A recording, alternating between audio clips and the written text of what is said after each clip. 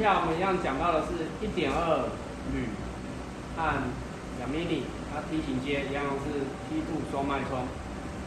那我们要从头看到尾，第一个前吹时间0.1秒，电感5，然后一样脉冲电流是120，那电压减3，百分比是15，频率是1.5。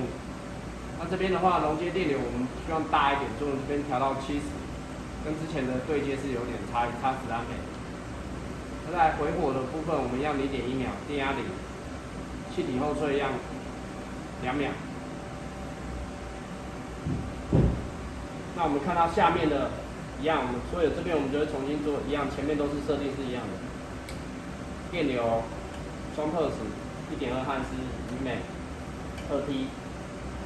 那主要，然后一样看到前面这边把它调1秒，然后一样5，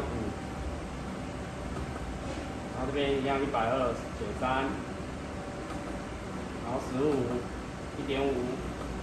熔接，所以我们刚刚这边说要调大，所以这边把它调到70，因此它对应的电压就是16.1伏。